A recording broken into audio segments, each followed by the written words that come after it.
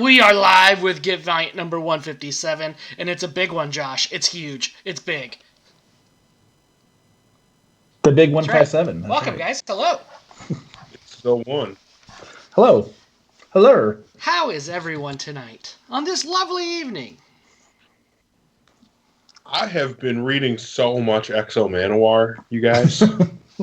Me too. Why is that? Well, when they put up that poll, I knew who the winner should be, and apparently barely anybody agreed with me, but I knew who the winner should be, and I knew who the winner was. So I immediately started reading as much EXO as I could, and I've really enjoyed it, man. Like, going back and reading the Venditti run has been really awesome. Can I stop you real quick? Your bald head looks great, Eric, man. Look at that. I know. Just look at this thing of beauty. Bald is beautiful. What'll be awesome is when, like, part of it doesn't grow back, and then you're just like, well, shit, that's what I'm doing with the rest of my life. Oh, dude, but yeah, Venditti's run, fan-freaking-tastic. Yeah, so good on you. I've been jumping up on that. I have all the deluxes, but for some reason I have Hoopla, and they put back up Valiant, and so, like, for the last couple of months I actually been rereading all of 2012 on, so I was prepared. Oh, I did not know they had that. I knew they had Archer and Armstrong, and I've read it on there recently. But on my Hoopla, it always brings... No, not Hoopla. Never mind. Something else had it. It's Graphite. So never mind. I want to do a debate right now, okay? Arik or Eric? Okay. Arik. Arik. Are we all three in agreement? We're all three finally, for once in our lives, in agreement. It's Arik. Yeah. Arik. It's Arik. Yeah, it's Arik. I mean, I would love if it was Eric. I would think that was super cool if it was, but it's definitely Arik. Okay, I think we're all in agreements there, and I do dig it. You know, it's cool as I think our friend Aaron Nagy, who's been on the show, for some reason I'm thinking that he was saying he was going to name his son Arik, which is awesome. That would be awesome. Yeah, so, he should do that. If you have a kid named after a Valiant character, that's actually really awesome of you. You know, like. That's something I really like in anybody. If you name your kid after a Valiant character, you're automatically that's just awesome. You trying to, like, give a reason to, like, get all big and jolly and be Armstrong. So smart thinking, buddy. You're wise. You're wise. You got the hat. Pull that off. I can't. I've had the hat forever, but I mean, I couldn't pull that off. Yeah. He's like a big dude. I'm not like a big guy. I'm only 5'11". I'd be a very small Armstrong. And I've met Armstrong. I met Kevin Porter. He's an awesome He's a dude. big guy.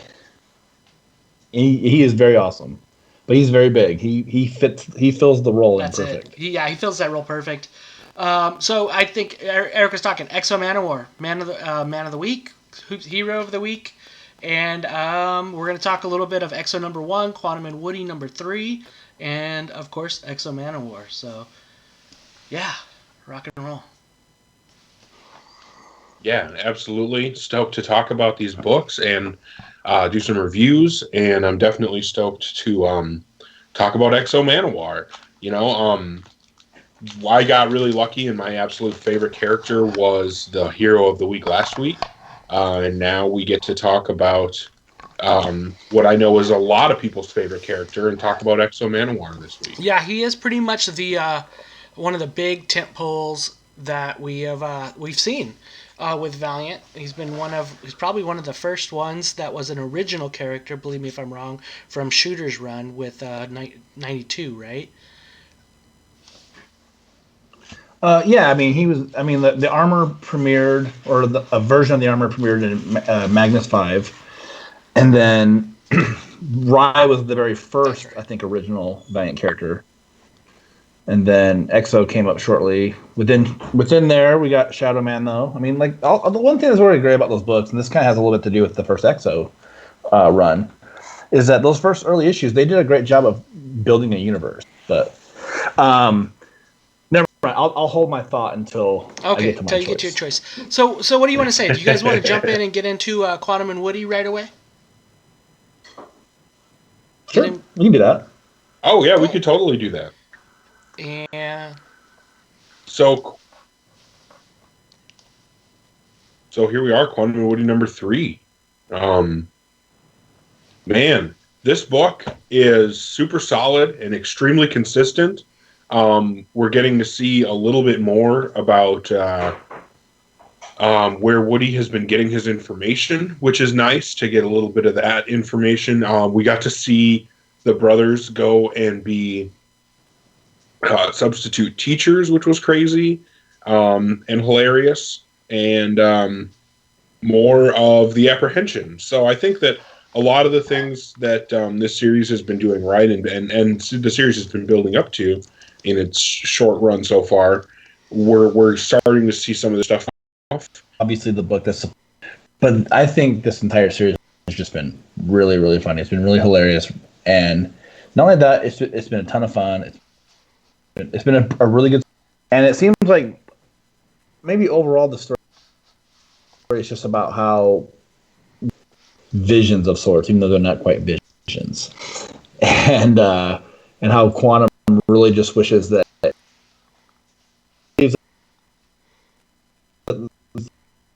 nothing special about him other than what he's normally got.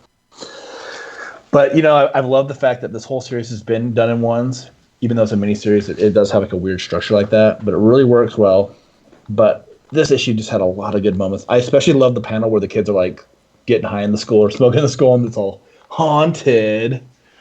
And at the very end, when the principal was like, when everything gets wrapped up, and the principal's like, "Thank Christ, I hate talking to kids." I thought that was really two good bookends on the entire issue. yeah, this issue's continued, or this series has continued to hit home with Quantum and Woody about being funny, being prepared, and yeah. So I think it's really cool. There was some pages with the art that seemed like were missing, like the ones where the haunted one. If you look at the faces, they do look very flat. Like there wasn't a lot put in. And it's kind of sad because I go back to, I believe if you look at Ryan Brown's March 20th tweet saying, "Well, I guess I'll have to draw something new," when the pencils down order came out. And so it leaves me like, okay, are we going to get number 4? So it kind of put a sour mark on what I'm thinking with this. But just looking at it for what it was good. It was entertaining. The apprehension. It's kind of funny that I like how they're putting J. Rob in there, giving him some call out at the beginning of the book. That's cool. Yeah. And then I do like the pieces where it's using its own little continuity with the 2 issues of the 2 kids, the one that was saved, the one that got punched in the face. And it's just been pretty fun. It's been a cool book so far. It has done everything that I would expect from a Quantum and Woody, is kind of make you laugh, little turns that are stupid and silly, and that you expect from Woody, and then Quantum taking things way too seriously, in a ridiculous way. And then just the hilarious part of them, like you said, substitute teaching Eric, that was pretty damn funny, because it would be pretty fun to give Quantum a hard time, and it'd be fun to have Woody as your teacher and not really care. So I can't imagine having either of them as your teacher. Actually, I can imagine Quantum being your teacher because I've definitely had, tough teachers like that. But Woody being your teacher would be hilarious. I thought it was funny because he was just like, "All right, which movie do you guys want to watch?" Yep. Yeah, it doesn't matter. It's exactly what he would have wanted as a teacher. It's great. But just lazy as shit. Totally. I think the art has been super consistent in general on this book, and I felt like this was another really solid, consistent entry into the art for this series. So I really enjoyed it, and I think that all around this was a super solid book. I don't think that it's my favorite book on the shelves right now from Valiant, because I think that there are a couple books between Ryan Bloodshot that are my favorites, but this is such a solid book, and anybody who's into funny comics, I would recommend this too. For me, this is a solid 3.75 out of 5. I think that it's really good. And it's possible that if somebody tried, they could probably convince me to go a little bit higher on that rating, but I think that that's where I would land right now. I'm going to go a bit higher on it. I'm going to go 4.25, mostly because of the writing. I mean, the art's not bad either, but I do agree with John. There's a couple panels, especially the panels, the first panel I liked, where it's like you can tell there's a little bit something different with the art. But I think the writing is so good on this book, and it's really funny. It reminds me a lot of the Asmus run, where I thought that was the best thing I had read of the characters. Sorry, people who like the Claim era. It's good, but I just think that Asmus was kind of the best guy who's handled these characters. But this is really solid too. This is really good. It's really funny. It's a great story. But I like Graham Brown's art too, so no knock on that. But yeah. I'm going a bit higher. You know, like, I mean, what I pretty much said. I'm going to be giving this probably a 3.25. It was good. It was funny. It was entertaining. It's what you get out of a Quantum and Woody book, and yeah, like I'm agreeing with you, Josh. I love the Asmus run. I thought that was good. I think he was a great writer, really understood the characters, and kind of went further on that. But I like parts of this book with the departure that it's doing with some of the captions, but yet still giving it a call, giving it a nod to it, and where it's at. So I'm really interested to see if we get a number 4, and I hope that that's coming out. I hope that's in the ready. Because it would suck to have 3 issues of a 4-issue book. Hopefully we get it soon. And yeah, I think it's a good book. This would be a good trade. I think we get it. I think we get it eventually. Yeah, I mean, I think that books are usually done more than a month in advance, so I don't see any reason why we wouldn't get the number 4. You know, by the time this issue came out, I'm sure that issue 4 was already in the can. So well, I mean, there's that possibility of not. Also, I mean, I guess we don't know at what point whether this was the only thing that Ryan Brown was working on when he made that tweet. But I think there's probably a good reason that he said that, and it probably had something to do with Valiant. It's the wording, the terminology he used was brought up when everything happened, when things were said. You know, but I don't know. I would be really shocked if we don't get the 4th issue of this, because that would be really odd business from Valiant. When everything's said and done, when everything gets back up and running, if we didn't get a 4th issue, no matter how low this is selling, that would be really weird. I mean, cause yeah, I think that would be crazy. The reason I say it is because this was the image that went with it.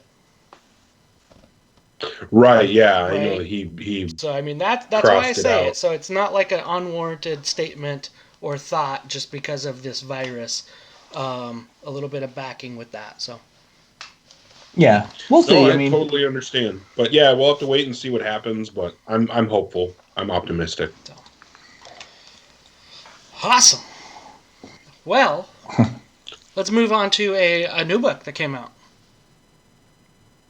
Not today, right? Was it today? Well, nothing came out today. But it came out. It's new. It's brand new. It's a new series. It's new. It's ready to rock. Ish. Exo Manowar numero uno. So I know Hoosier, your issue with this has been that's one has of an my extra issues. room. That's part of it. Yeah. That's my funny gag. That's my funny gag issue. But I really think that this is a good book. I really do think that this is a solid book. Not only is the art absolutely gorgeous, but I really do think that this is, for me, this is what I want to see from an Exo Manowar book. It's a really good mix between, him being a hero and him having a life as a person. And that was what I thought that Venditti did so well, was mixing those quiet character moments, those personal moments, with the huge bombastic hero moments. So having the mix of those two things, to me, makes this exactly what an Exo Manowar book should be. And for that, I mean, that's one of the big reasons why I think that this is a win. Yeah, I mean, like, I have questions about some things, and I'm a person that says this a few times, but I just feel like you don't have to answer everything right away for me. I don't have to know it all right now, but there are some things in the armor that I'm kind of like, something changed. Like, maybe there's a little bit more too much personality put in. I reread this today, and after when I was reading it, and issue 2, because Valiant was so nice to send it, and I don't know when it's going to come out, so I felt like screw it, I'm going to read it. But I was like, man, like Sean Hart's got kind of a weird bit of personality that it kind of feels weird. Like this is what I thought today. So I know I wrote a review about this book a while back, but that was something that I kind of picked because I think I liked it when the armor was a little bit more cold and personless. Right. And here it's just like there's some like it almost seems like it's trying to be like funny. I completely agree with you. I mean, to be honest, it's like how ancient millennial is what it reminded me of. And it's like, this isn't being accurate to how old Shanhara is. It's almost like they didn't read Venditti's run. It's like, I always talk. Wait, didn't you go 50 issues of not talking at all? And then kind of with Kent's run is when it became more of that conversation, when it was started talking. And so there's that whole piece. It's like, I always talk. Well, you didn't for a long time. So yeah. What I will say is that to a degree, even going back and rereading the early Venditti run that I've been rereading, Shanhara didn't have word balloons necessarily, but he does talk about Shanhara talking to him. And when Livewire takes over the armor communicates an enormous amount of information to her, and it pulls an enormous amount of information from her. So I feel like it is accurate that there would be a back and forth between the two of them. And also because the armor and Arik had conversation back and forth during the Kent run, if we were going to have an issue with the armor having this personality, we need to take that up with Matt Kent, not with this new creative. But there was a part in Kent's run where he's like, whoa, you actually talk? Yeah, I just haven't done it.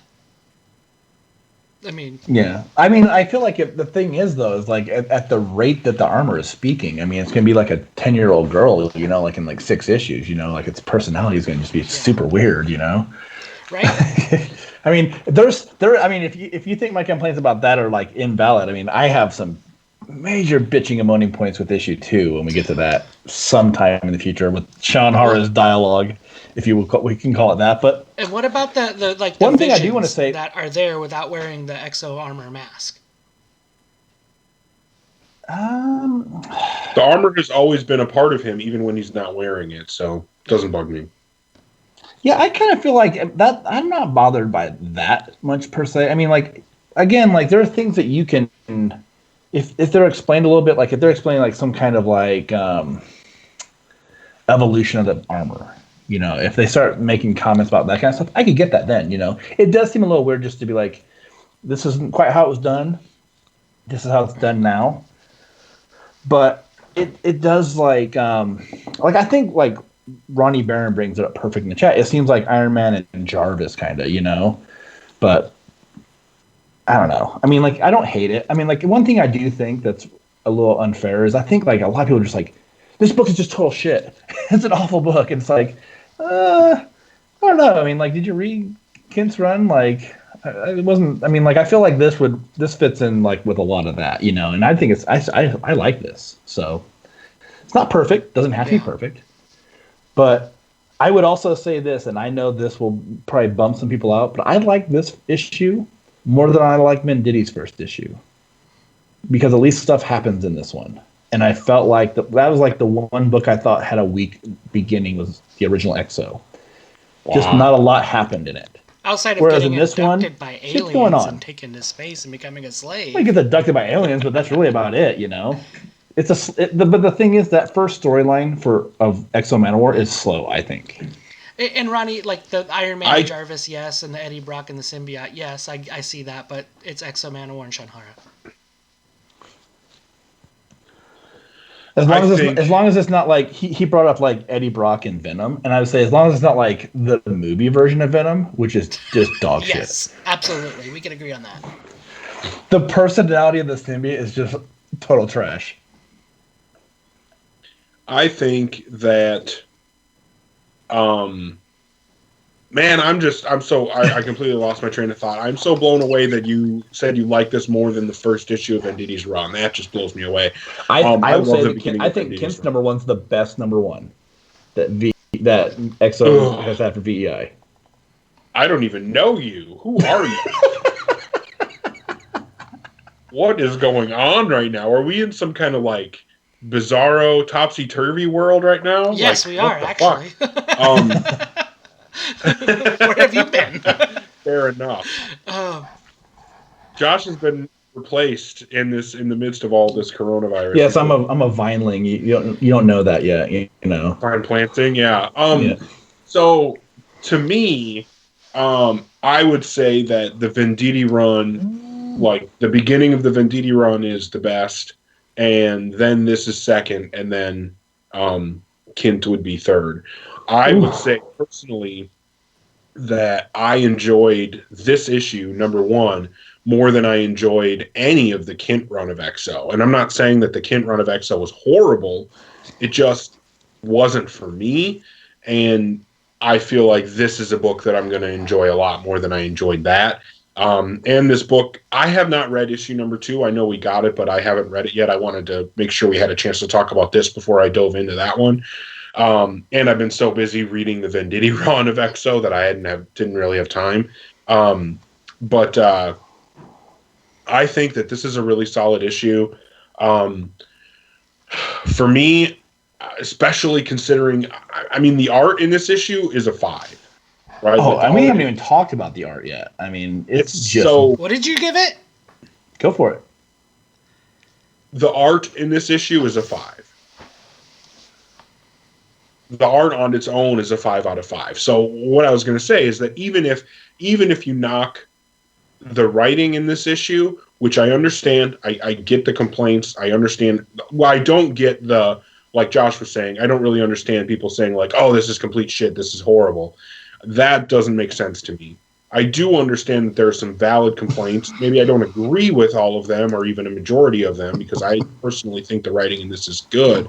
But even if you agree that the writing isn't a 5 and you knock it down, you know, even if you give the writing a lower score, I mean, you still have to average out to something like I mean, for me, it's hard not to average this out, you know, considering the art and then the writing. I mean, the lowest score you could really give this is a 4.25, but I think that's pushing it. And this really comes in at a 4.5 for me because I would give the writing like a 4 and the art a 5. So, I mean, you average that out and you come with a 4.5 score for this book, and I think that that's completely reasonable. And I know that I'm going to get called a shill, and that's fine. But that's where I land on this book. I do think that this is a really solid beginning to the story, and I want to see more. I'm going to now. We got the chance to talk about this book. I'm definitely going to go read issue number 2 and wait impatiently for the rest to come out. So one thing I think is really interesting about this first issue is we have maybe talked about this very issue the most in our private little chat that we have in Facebook Messenger, because we've been talking about this quite a bit, like for I think at least over a month, like when reviewers first got the first issue. Yeah. You know, John and Eric and I have just kind of gone back and forth on it. I think it's a really solid issue. It's not perfect, and again, I've said what I feel about certain issues, and that's just what it is. Okay. When I wrote my review of this, I gave it a 4.25. A lot of it is really just because of the art, but the story's good. The story's not great, but the story's good. And again, there are things that if they just get explained, I would help me feel good about my score on that. You know, just because I mean, everything's different. You know, I mean, like we were obviously different from Venditti's run to Kent's, and we're different from Kent's run to Dennis Hallam's run. But I mean, I did have questioned this. I explained a little bit about the relationship and things like that. Why is Auric in Harlem? Why is he not in why does he have nothing to do with like the Visigoths anymore? I mean, is he really like that butthurt that like Volo's like with his ex Sean, broad? huh? I mean, come on. Or yeah, where's that lady at? You know, the Catwoman from Planet Gorum or whatever. You know, so it's like there's stuff that I'm like when people complain about like continuity, like people complain a lot about like Bloodshot's continuity, and I'm like, there's really not much to like bring up. You know, just like Jesse and Magic, and that's really like all you need to mention. You make a little bit of a mention of that stuff. It's like one dude still trapped in it who's going crazy. But I still think it's a solid issue. It's a beautiful issue, great colors, you know. But I do have questions. And if they're answered, I'll feel good about my score. And if they're not, I'm gonna just be like shit, you know, not happy about it. So Emilio Lasso did some great art. Ruth Redmond killed it in the colors. It was a fantastic looking book. There was some parts of this that like jumped all over the place and literally jumped to Canada and then back to the homeless encampment and frying a deer naked, you know, eating Cheetos. It was kind of off-putting. And then just like he joined up Big Brothers Big Sisters and you know, and just kind of the way he's playing basketball. Just there was the way he's flying off without an armor. The like we talked about the tone of Shanhara. I'm not saying I didn't like the book. It wasn't my cup of tea. It just seemed like I don't know. Maybe it was we waited so long for EXO that I got my hopes up, and I think that might be a little bit why I was excited. It's like great, we're getting Arik back, and it was just not up to what I was hoping for with this book. And with the character, and it just seems pretty disconnected from where we're at, and just the piece of where he's at, how he's anyway 2 out of 5 for me. Yeah, and again, like I think like we've had such a like back and forth conversation about it. I knew that we were all not going to be anywhere close to like each other. Me and Eric are a bit close, but I don't know. At the same time, like I'm glad that there are still things that Valiant can put out where we can have that kind of discussion where it's like, okay, Eric loves it. I like it quite a bit. You don't like it, and that's okay, man. Like we don't have to all like it, Yeah, man. I mean, that's the great thing is that we can all give our honest opinions, and one nice thing that I like about the Valiant fandom is that everybody does have a voice now. Sometimes people can go a little bit far and get shut down, and then they think that they're being censored. But I think that something that we've always tried to do is be an honest place, and in the feedback that we've gotten is that that's valued by Valiant. Valiant values the fact that we don't just come on here and say everything's a 5. We give our honest opinions on things, and I've not always enjoyed, Dr. Mirage stuff when it comes out because that stuff isn't for me, But if this book isn't for you, Hoosier, then it's not for you. And you know what? Maybe this book will win you over, and maybe it won't. So and I really got to say, if you like it, and if you hate it, you're right, because it's your opinion. Yeah. Yep. Exactly. If you like it, it's your, and I think that there's things that maybe that just bug me and that are itching, you know what I mean? That I'm just like, I can't see past that just yet. And maybe Hopeless will make me hopeful down the way. Haha, did you guys like that dad joke? And we're hoping that rocks. Hey, right? Can't have Hopeless without hope. You have to have a little hope here. He's clearly one of my favorite characters, or probably wouldn't get so frustrated about it, right? And I'm hoping that we just get a good, entertaining story. I hope that it kind of settles down in the future. I hope that Shanhara loses a little bit of her teenage angst, and we move forward from that, and we get rid of the snootiness that's happening with Shanhara. Yep. We'll see. We'll see what happens, and we'll see how we feel about it when it happens. You guys. So, Hero of the Week. I've been really excited about this. I think it's really cool that Valiant is doing this. And because Exo's Hero of the Week is why I've gone back and been reading the Venditti run. So I'm really excited to talk about it. Yeah. It's kind of an interesting, kind of theme we've had for the last 2 weeks with this Heroes of the Week. And we're trying to pulling up our arcs that we kind of have thought that we've enjoyed. Not necessarily saying they're the best arcs, but we enjoyed. They're arcs that we feel like are important to the character from 2012 on. And again, kind of a theme is Eric's going chronologically and doing with the first book. Not necessarily the first volume, but volume 2. So. Yeah, for me, I picked Enter Ninjak as the arc that I wanted to talk about for this Hero of the Week Exo Manowar edition. So like I said before, I think that first volume, that first issue, that first 4-issue run is the best beginning to Exo Manowar that we've gotten so far. I think that those first 4 issues are amazing, but if you really look, for me, Enter Ninjak is where we get so much information and we get so much setup. The first 4 issues, Arik got the armor. And that's awesome. And the way that it happened was really cool. I feel like there was a lot of information there, but it still moved really, really quickly. And then we come into Enter Ninjak, and it still feels like a fast-paced story, but we've got so much going on with not only Ninjak showing up, but the relationship between Exo and Ninjak is explored really, really well in this arc. And then we also get a lot of information about the vine plantings. We meet Alexander.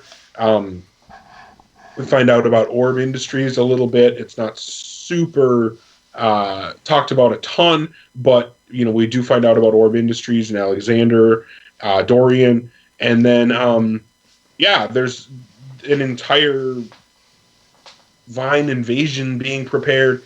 There's so much that happens in this book, and I think the biggest highlight, and something that I realized about Ninjak, is that I think that he works best when he shows up in other people's books. Now, I love the Matt Kint run of Ninjak. I think the Christos Gage run on Ninja K was phenomenal, but I still think that my absolute favorite Ninjak moments have been when he showed up in other people's books.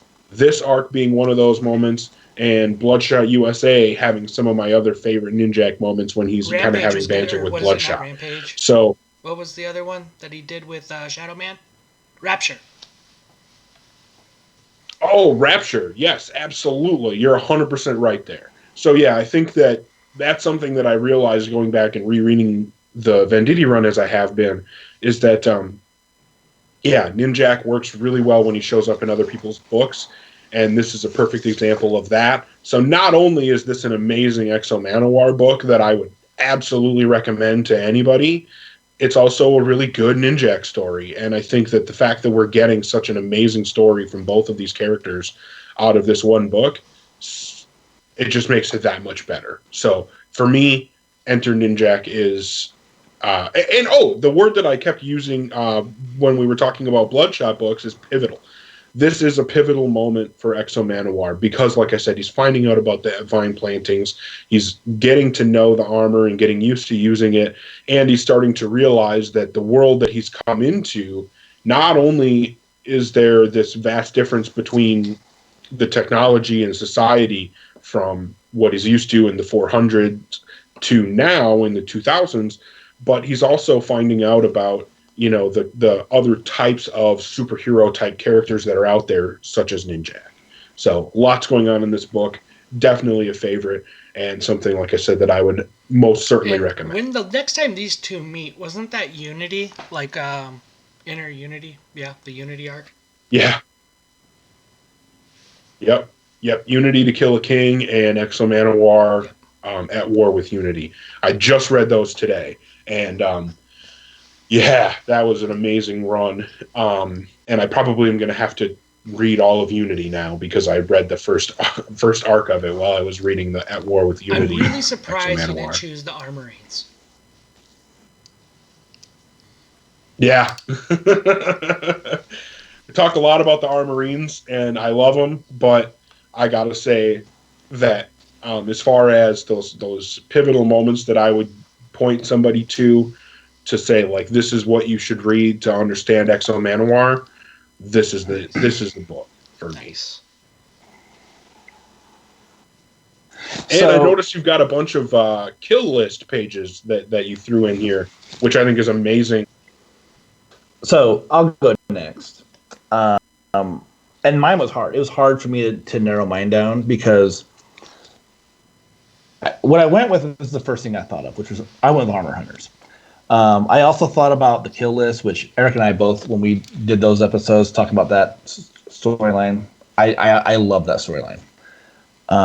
I also like that first Unity arc too, especially the Unity issues of it. I think arc is just a hard ass, especially in that very first issue. That first issue of Unity is exactly what you needed to set that story up. But I love Armor Hunters. It's my favorite Exo story ever. First off, like RX pretty much established at this point as being kind of like a badass on Earth.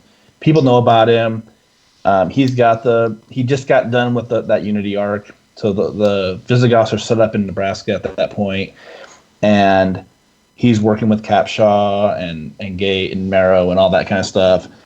And what's so great about this is that, for one, like the threat that he faces, whether it's Malgum, Primary Rebo, the rest of the Armor Hunters, they're all badasses, and he handles his shit. Like, he's a boss. He's a total tough dude in these issues. The threats are legitimate. I think that, like, when I think about some of my favorite issues that Venditti has written on this, they come from the Armor Hunters story itself. And one thing that's actually really, really impressive about Armor Hunters, if you look at this entire story arc as a whole, is all the crossover issues are really well done. And at the time, we didn't get a bunch of books from Valiant where it was like, okay, here's an 18-part crossover, and here's all the pieces of it, and hopefully you enjoy it. If you get that from Marvel or DC, and I hate to bash on those companies, but I've been that person who'd be like, oh, Civil War, let me buy 80, single issues of all the crossovers and things like that. And I didn't like most of them. And I just remember when this came out, I was like, holy shit, I like everything about it. I like every kind of issue that goes with it. Bloodshot's good, Harbinger, Unity, they're all quality books. And then on top of it, the main book is great. The only thing that bums me out about it is that they're all dead, except for like Helix, I think it is. But they're such awesome characters.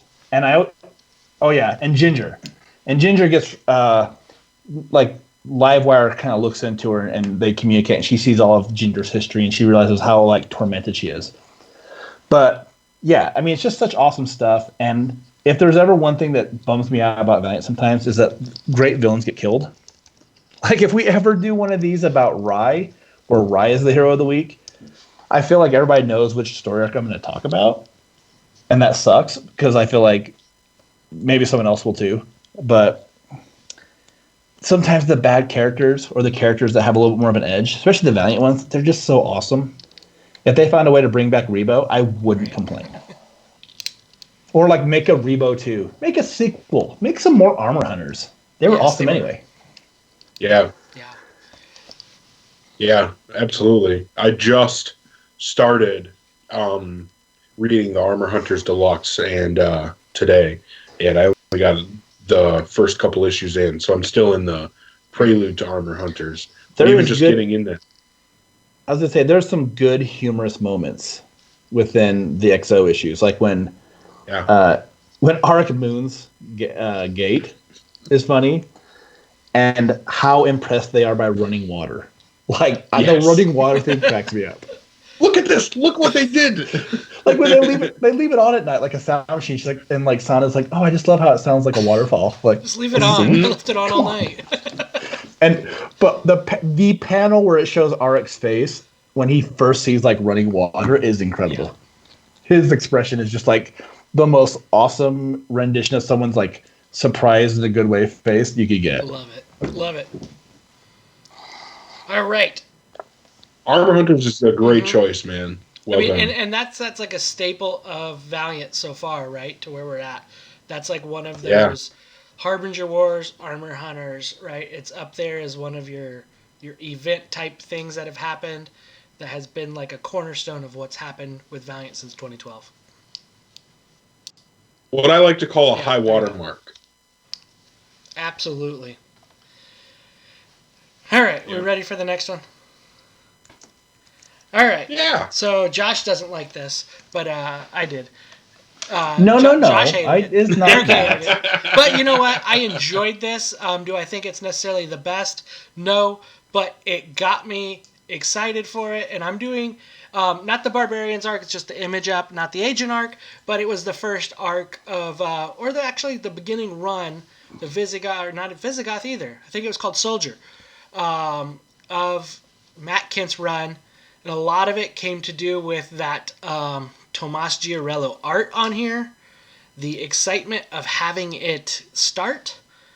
Pumped up with the Louis LaRosa covers on the issues that happened. That was phenomenal. Those are some of the best covers that a comic had. And then just Arik being him.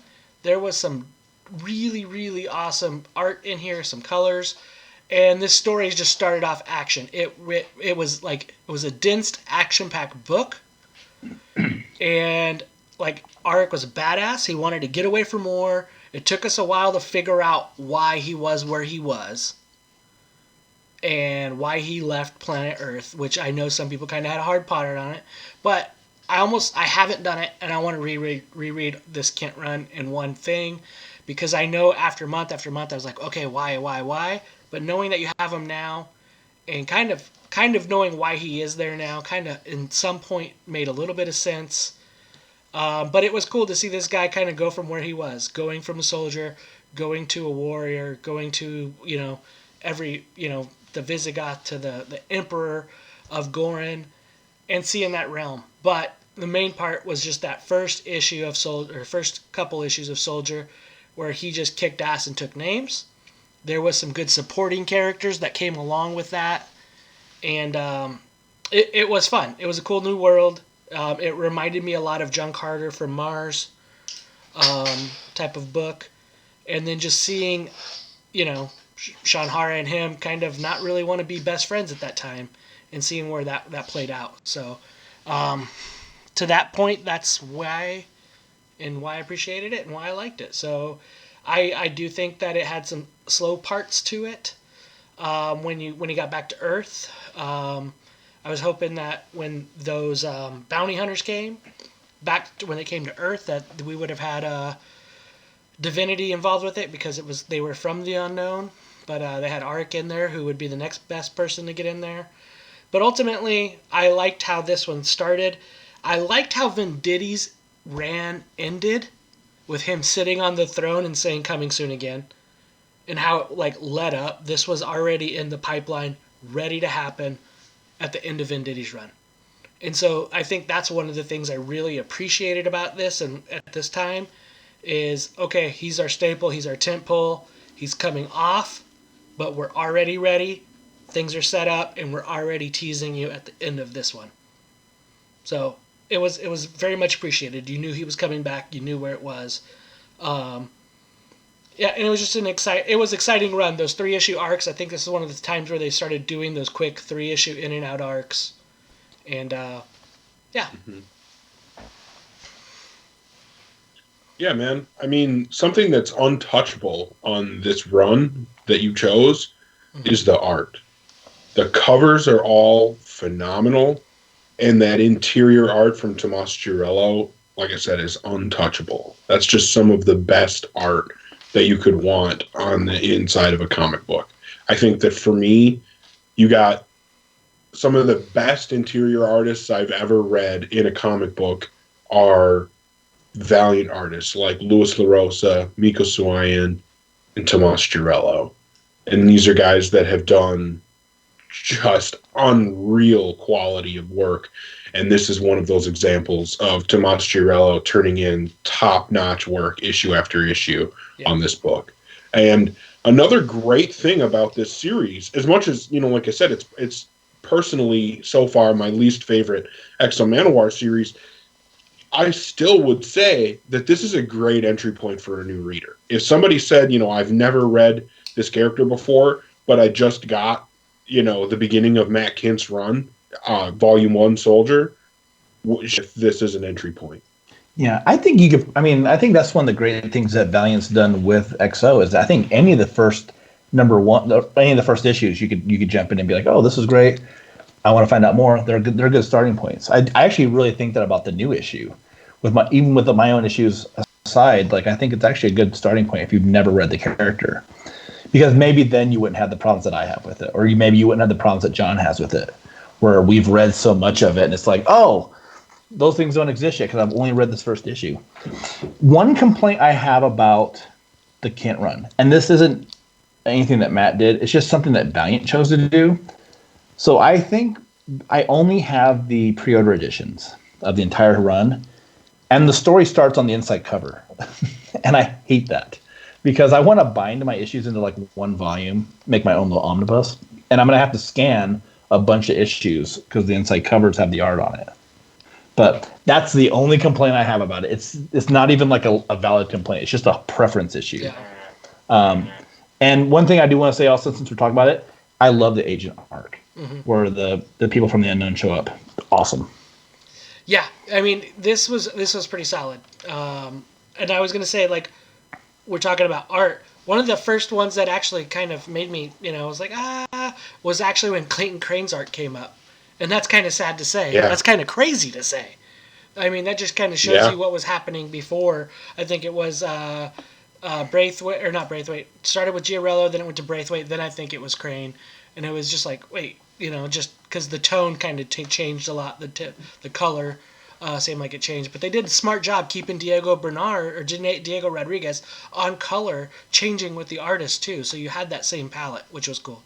And then Crane kind of did his own color, so it changed that up a little bit. So it was kind of weird because when you, like I say, Giorello and Braithwaite, both with Bernard Diego Rodriguez's art colors, kind of changed. So, and Josh, going back to your thing about being new reader friendly, I want to see somebody new read the new XO, because I'm kind of curious to what some people would say about it if they had more questions, right? Because I think we kind of know. So I kind of want to see what that would be like. So, well, they might be like, why is this dude naked hunting? But like, if you go back and read it, you see that he's got a weird fish. He loves getting naked and just do things, like sit in his cabin or whatever. He's just kind of a nudist. Yeah, he kind of does his thing, but it would just be interesting. Like, why is he all of a sudden flying? But neither here nor there. Yeah. It's kind of curious and interested. I haven't read number 2 either. So, but ultimately, XO. His omnibus run, amazing. Hopefully a volume 2 for that, the original, for VH1 type of omnibus, the second omnibus, maybe coming soon. It would be great if Valiant did a volume 2 for any of those, because I want to say we got XO that needs a volume 2. We got Bloodshot that needs a volume 2. Yeah. And it's just weird because, like, I think with other companies, they're just like, okay, we did like half of this awesome run that people love. We'll get the other one out in a year. And I just never know how Valiant's back issue, or I don't even know what you would even call it. I'm trying to think who works with it. There might be, maybe it's, I can't remember who it was. I mean, Robert told us at one point who. We had Matthew on, and he was saying possibly Shadow Man with the new Shadow Man run.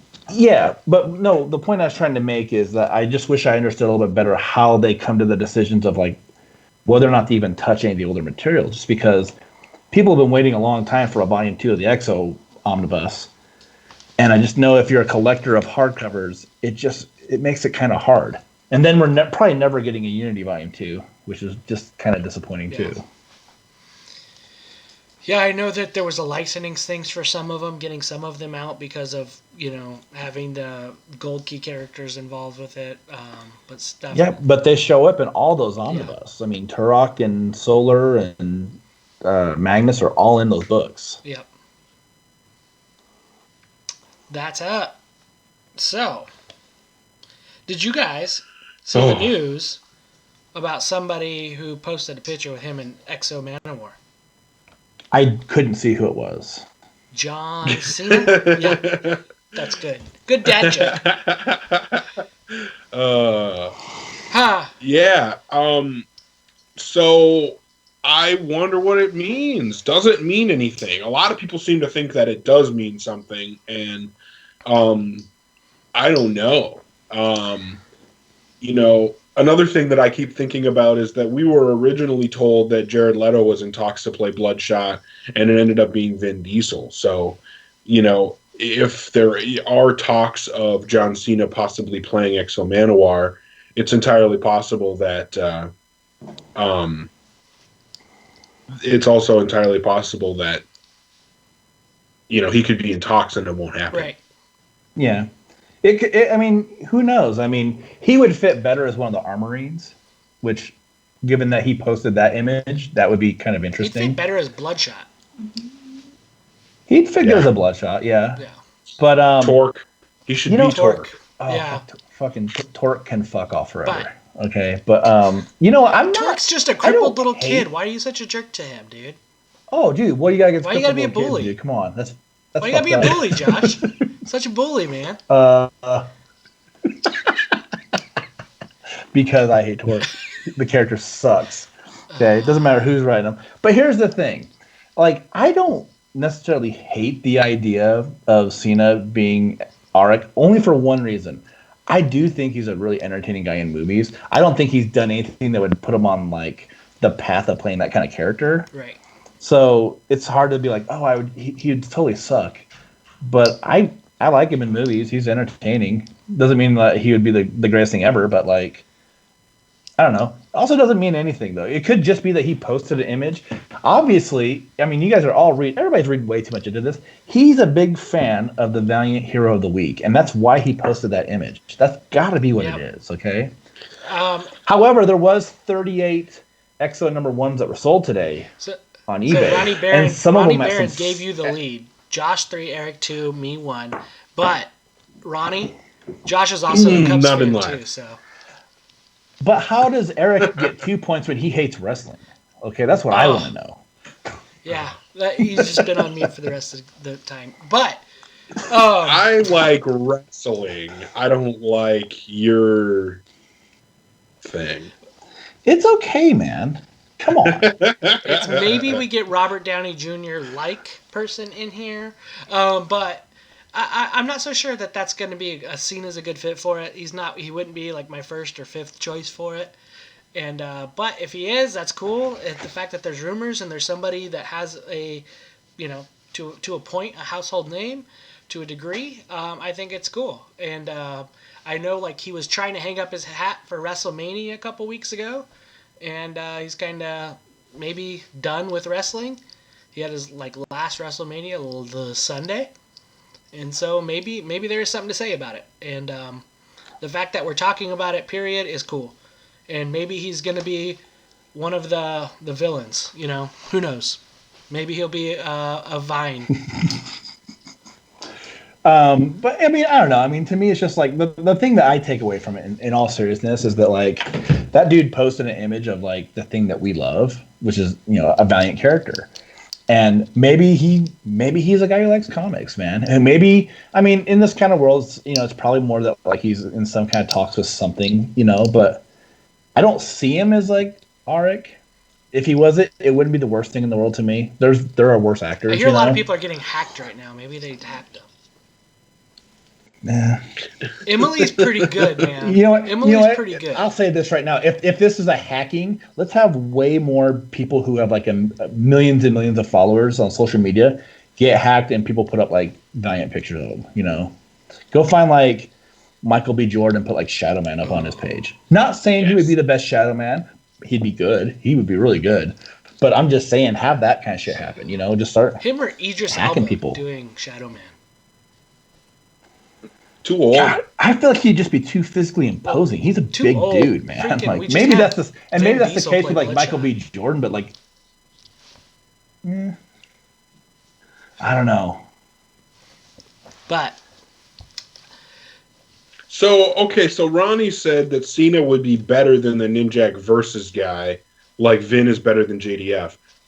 And I agree that Vin played a deeper version of Bloodshot than what JDF got to have awesome characters. And you didn't get an opportunity to really dive deep into one of those characters. So if we got an Exo Manowar movie, as long as it's written really well, an actor's job is to become the character, right? So, I mean, you look at a good actor and what makes them a good actor, right? Christian Bale isn't a good actor because he walks around looking like Batman. He's a good actor because when he got cast as Batman, he did everything in his power to become that character and portray that character on screen. So if John Cena gets cast as Exo Manowar, I don't think it necessarily needs to be because he walks around in his daily life looking like a Visigoth. I think it needs to be because he has the capacity to become that on screen. Eric, I have a question though, and this is serious. Okay, do you like Christian Bale's Batman because he is a good actor, or is it because his Batman has like the gravelly death metal voice? I am Batman. He's just real like throaty with it, No, he was probably one of the better Batmans. He was, and I'm not going to sit here and we don't have to argue about his Batman voice. I understand why people don't like it. It didn't bother me personally. I didn't think it was amazing, and I wouldn't also bother me if he had made a different choice. But yeah. One thing in the chat though I want to bring up, and I think Omar Rodriguez says Chris Hemsworth is Exo, and to me that would be the best case scenario. And I'm not saying that he would play the best arc, but he's such a huge actor, and people like Thor. People especially like Thor from Ragnarok on, from Thor Ragnarok and Infinity War and all that. And I just think that I think he's a solid actor. He's a good actor. He's got a giant fan base, and I feel like if you put him in a movie, you're going to throw a lot of money at that movie, which you'd have to do with Exo. I agree with that, but there's already too many, parallels and comparisons of Exo being Thor in Iron Man's costume, right? I don't know how many times I've kind of heard that from some people. And I kind of want to steer away from that a little bit, even though I hear Liam's Hemsworth, and I'm like, okay, that makes a little more sense than directly spot on. He is like the budget Hemsworth. But yeah, I think the fact that there is any rumors and we're talking about it is cool. Yeah. So. That, to me, is the big thing. The fact that we're talking about the possibility of another Valiant movie is awesome. I remember... Man, I got excited when Greg Katzman said that Dan Mintz likes the Immortal Brothers as a hint that there might be an Immortal Brothers movie. Now, I don't know, obviously, whether or not that's going to happen. That was just something that he said in an interview. But I got excited about that. So, I mean, just the fact that we get to talk about this and that there is that possibility, as much as... it's definitely debatable, whether or not or how good of a choice John Cena would be. I don't know. None of us really know because we haven't seen it. But at least we're getting to talk about it. And also, I just got to say, Michael Keaton is not the best Batman. No. All right? You were fucking high in the night, man. Did you see how bad he was? But he was a horrible Bruce Wayne. He was too old. He was short. He was scrawny. Nicole Kidman towered over him. And he was just like this playboy. I think that's why I liked Keaton, because we're on Batman, damn it. But he played the best Batman, because Batman is Batman who doesn't like being Bruce Wayne, and he's putting on a show when he's playing Bruce Wayne. To me, the best on-screen Batman that we've ever gotten is Ben Affleck. Oh God, this is over. Man. Can we just cut? And you're ready for Twilight Batman. No, hey, it looks like it could I'll be tell good. You what, I'll be perfectly honest with you. I have no problem with Ben Affleck as a Batman. I don't think he's the best, but I actually like what he's trying to be, which is the grizzled veteran. I've seen way too much shit. I've had too much shit go down in my life, Batman, because he's got that hard edge that I think that kind of Batman would have. He's not there to screw around. And I would also say, from everything I've seen about the Robert Pattinson Batman, I don't like any of that. Yeah. Yeah, well, we'll have to see when it comes. But getting back to Valiant stuff, Val Ronnie Kilmer all Barron's the way. talking about it.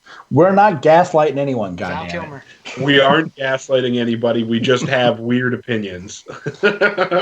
Hey, if you've been trapped in my house as long as I have, you would understand any opinion I have. I'm fucking tired of this shit. Ronnie I'm not doing Barron's good in talking isolation. about getting A&A on a streaming service, and I think that Valiant would be amazing on some streaming services. I think a Harbinger would be great for a series approach instead of a movie. I think that Ninjak would do really well as a The series instead of a Love, movie. Death, and Robot version of Rye. Yes. Oh my God. Yes. Yes. It's hard to say that, I think, because there's so much of it where I'm like, I want like the biggest, best version of it. But I do actually think that some of those stories work better if they're not a 2-hour movie. I was saying it's pretty easy to say. It just took me saying it. Yeah, I don't know. It's just hard. I always think, like, imagine it like I want the most success for Valiant. Yeah. I still feel like that. I still feel like that with all the changes that have gone on.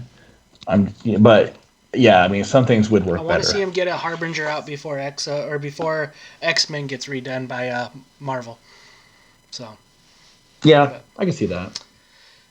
That makes sense. But yeah, to me, like an animated Rye, then you don't have to have an insanely high budget. Just give me a CG animated Rye series.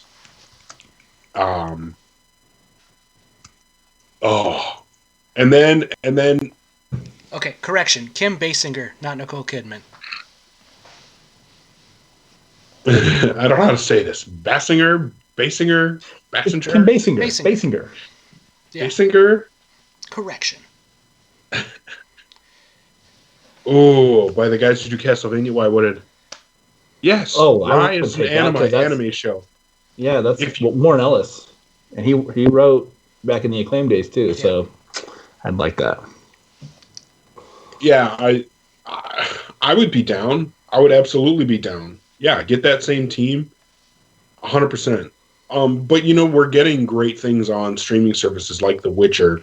We're getting I don't know if you guys have watched Letter for the King.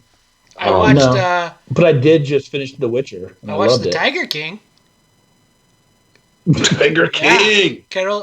Carol, man, she did it. Carol Baskins, damn her. You guys, she killed her husband. You should. Number one, Josh. Yes, you do. It is and number two, wreck. It's great. I am not convinced that Carol did it. All right, Carol may have done it. That's all I'm going to say. Did she do it for sure? I don't know. But she. Did we have any thoughts on the CBR article that was from earlier? You know what? We're talking about Tiger King over here. Fuck okay? Tiger King. I don't give a shit. But you know what? Joe Exotic don't give a shit either. Okay. Yeah, Joe Exotic don't give a shit about you. He's got other shit going on right now. Mostly being in prison, but he's gonna get pardoned. I would hope so. That would be if we were living in a just world. No. So the CBR article told us brand new news that we haven't heard before that we all kind of guessed. There is going to be another Punk Mambo series, which I'm super stoked about. I think we all kind of knew that, yeah. Yes. If you see that Adam Gorham's just been drawing that like every day and posting pictures. When you get cagey answers from the guys up top, you know you're hitting something. Yeah. My only thing that was kind of annoying about it is if you read the article, it makes comment that whoever wrote the article, I mean, they did a good job, but they missed the fact that Ninja K existed, which bothered me. And then I saw that Jesse Fresco posted that same thing on the Valiant page, and I was just like, okay, I'm not the only one that picked up on that and is annoyed by it. Jay Kingman's got it. No, Joe Exotic is Auric. Yes, winner. No. Joe Exotic is Auric. Oh my God. Can you imagine? Oh my God! And then if you guys already hate the Dennis Allen run, how would you not? And then hate he's that? just like roaming around Nebraska with Doc tigers Antle's and got to be in ligers. there. Yeah. Oh man, where did this episode just turn? Doc Antle as Colonel Capshaw. I'm calling it right now. Maybe I need to watch it, but I'm just not feeling it. Oh, Dude, you gotta watch it, dude. Carol It's Baskins not as like Roku. Love it. This shit's going down. Love it. Oh my god. So yeah, we know that there's going to be, so going back to that CBR article, we know that there's going to be a Harbinger series. We know there's going to be a Ninjak series. We found out that there's going to be a Roku series, and they showed some more art from the Savage series. And I thought that Savage art looked really good. I think that the only thing that has been throwing me off a little bit about Savage has been the colors. But as long as the art is solid and the writing is there, I'm on board. I do think that that's going to be a good book. Different Minds, Doc Antle, the Eternal Warrior. Yeah. You got that. So, are you talking about that Riverdale meets the Flintstone book? Like I said, I think if you look at the pages that they showed that didn't have any colors, you'll see what I'm saying. Like, the art looks really kinetic. It looks really awesome. And the colors are what I think is making it look that the way that you're describing, Riverdale esque. But I have high hopes for that book. We finally are getting Savage back, which I think is awesome. I cannot wait to see who the creative teams are on Harbinger and Ninjak, and I think that we know the creative team on Punk Mambo. Yeah. Man, I feel like Ninjak's got to be B. Claymore, because he's not doing it. I haven't seen him popping up on any of their books anywhere else. So maybe They did a great Killers. Great. Did great Killers. It was well liked. People, I would say this: people have really liked his work. People really like Savage. People really like Killers. So I feel like he's going to be back. He's going to be doing Ninjak. Maybe that's just my thought. Ronnie Barron's giving us some knowledge. He heard a podcast where Seeley said he was working on 2 Valiant books.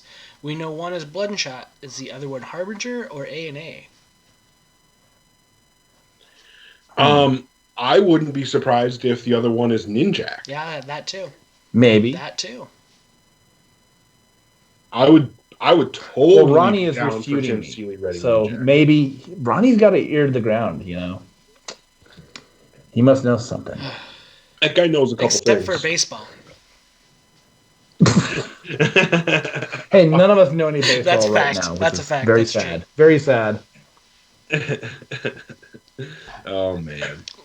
No, I'm excited to see what comes out and who the creative teams are. I think that they've been keeping that close to the vest. They have shown apparently some press, some of the art, some preliminary art for Ninjak and some art for Harbinger. I would love to see some of that, but I'm sure we won't see it for a while yet. But yeah, I cannot wait to see who the creative teams are. I think that this is a chance for, because this point that we're at with Valiant right now, I think that the books are getting stronger and stronger. And as much as Exo is a little bit controversial, but we're getting such strong books with Rye, Bloodshot. I think that Quantum and Woody has been really good. I personally think Exo Manowar is starting off strong. And then we know we're getting what looks to be a really cool new concept in Final Witness. And then we know Shadow Man looks like it's going to be absolutely amazing. So if we can continue in that vein and get stuff like Harbinger and Ninjak up to that level of quality, I think we're in a really, really good place. My only thought with Harbinger, though, is I just feel like they have to do it good. They have to get something that the fans really can rally around. Just because, you had Josh Dysart's run. It's like the big thing that people love. And then Rayford's run has got all sorts of, things that people didn't like, plus, a little bit of editorial interference. It's just those characters have been sitting in limbo forever. They're really, loved characters. And I feel like if you have that run happen, I just hope it's done right, Like Ninjak, if Ninjak is an okay book, it'd break my heart a little bit, but it wouldn't be the end of the world for me. But I just feel like you got to have Harbinger it has to be a strong book. There's a lot of there's a lot of like loose threads with those kids too. There's a lot of shit that they're supposed to be dealing with that we haven't even seen happen. Yeah. Yeah. Maybe Animali is a tiger.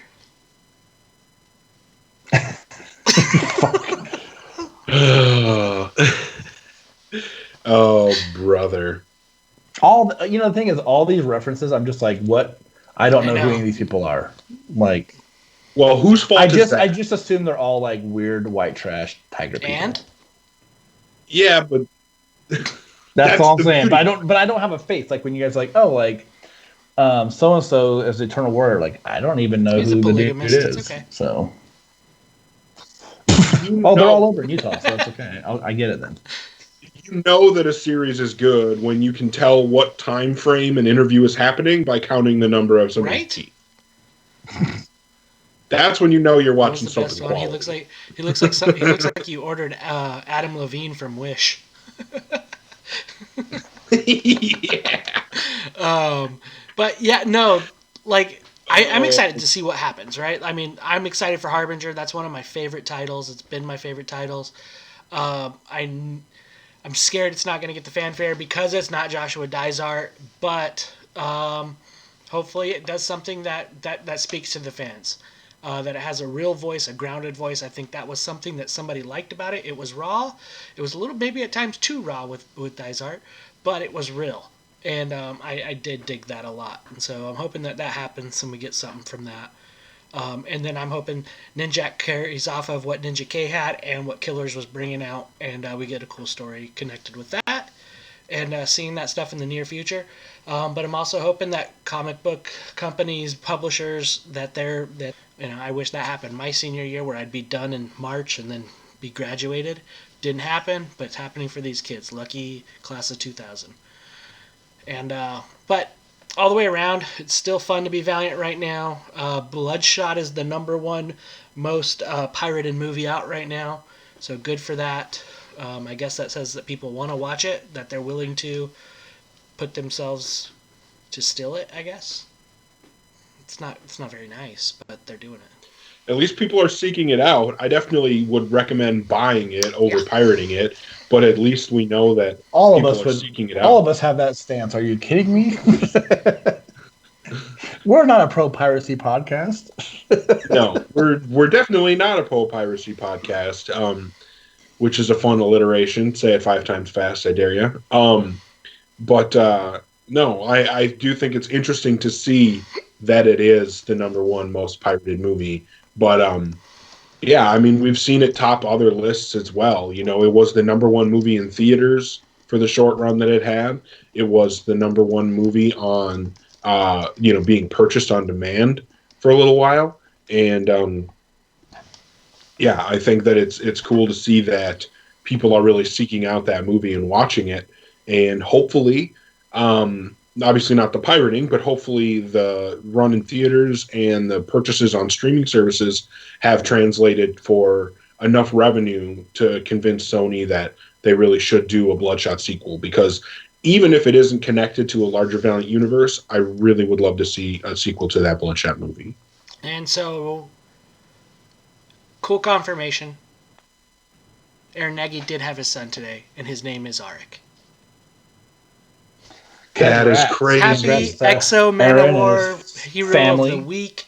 Child named after him. Heck yeah. Hopefully his middle name is Visigoth. Because that would be Valiant. Oh. Hopefully his middle name's Valiant, dude. How badass would that be? That would be there amazing. You go. Arik Valiant Nagy. Sounds great to me. That's awesome. Man. That would be a good wrestler name, like Jimmy Valiant. I'm just saying. There you go. Arik Valiant. Joe Valiant. Yeah. Joe it's Valiant. exotic. Yeah, man. So I don't know, you guys. I think this has been a fun episode. Josh, it's time for you to watch Tiger King. We'll see. We do still have stuff to talk about. We're going to have to review the Bloodshot movie at some point. We have to really dive deep into it and review the crap out of it. We've still got a couple other comics to review between The Visitor 4 and Dr. Tomorrow #2.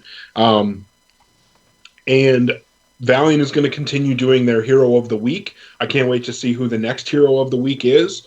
And hopefully we get another reason for me to binge another series, because, this EXO getting Hero of the Week has caused me to go back and read the Venditti series. So whoever the next one is, hopefully it also, inspires me to go back and do some reading. And I can't wait to see who it's going to be. I can't wait for Dead Drop to win, so we all read that and talk about it. What's your favorite Dead Drop arc? That's going to be a great conversation. That's what it was. Maybe Valiant will throw a curveball and be like, "What's the worst book we've ever put out? Bloodshot Rising Spirit, Dead Drop, Shadowman End Times," and then we don't talk about comics that week. Oh man, that would be. I mean, if we could put in arcs, I'd put Livewire Volume 3 too. Anyway, right, we've reached the end of the show where nothing progresses, and Josh is going to go watch the Tiger King. He's going to have a great time. No, and I'm just not remember, going to. I want to say, hey, I want to say thanks to everybody. I just want to say hi to all you cool cats and kittens out there. I hope you're doing well. We're trying to bring the chuckles this week, goddammit. Oh man, we've gone off the rails a few times, but I want to say thanks for everybody sticking with us. Ronnie Barron hanging out in the chat, Scott Bloom, Jake Kingman, Omar Rodriguez. Appreciate him coming on. Different minds. Definitely love seeing people on, hanging out with us and interacting, and helping us make the show better, because your comments and your opinions are just as important as ours. So, and making their voice heard as much as we make ours. So, again, thanks everybody watching, listening live. And of course, if you're watching or listening after the fact, feel free to comment or message us. Come to our Facebook group, Get Valiant in Facebook. You can also tweet at us at the Get Valiant on Twitter. And I'm on Twitter. I've actually been using Twitter now, which is insane. It's true. Yeah, you can also find Hoosier at Hoodoo TV. So definitely find us. And, you can interact with us. And obviously you can interact with Valiant on all the social media as well. They're definitely great about interacting with people. But again, thanks everybody watching and listening. Signing off, I'm Eric Baumgard. I'm Josh Rathbun. Free Joe Exotic, I'm Hoosier. Ooh, what a rush.